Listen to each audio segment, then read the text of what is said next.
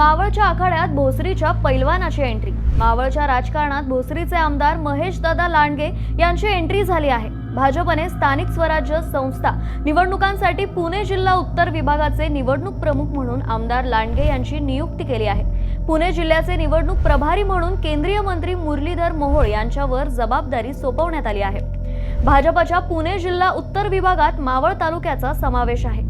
मावळ तालुक्यात राष्ट्रवादी काँग्रेसचे आमदार सुनील शेळके यांनी दोनदा विक्रमी मताधिक्याने निवडून येऊन निर्विवाद वर्चस्व सिद्ध केले आहे। या पार्श्वभूमीवर त्यांना रोखण्याचे मोठे आव्हान आमदार लांडगे यांच्या पुढे असणार आहे।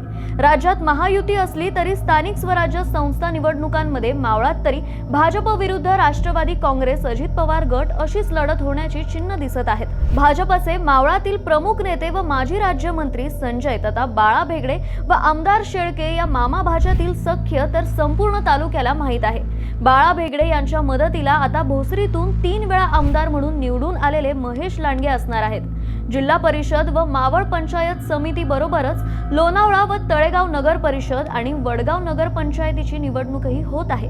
या पार्श्वभूमीवर भोसरीचा पैलवान मावळाच्या आखाड्यात कोणते डाव टाकणार याकडे सर्वांचे लक्ष लागले आहे।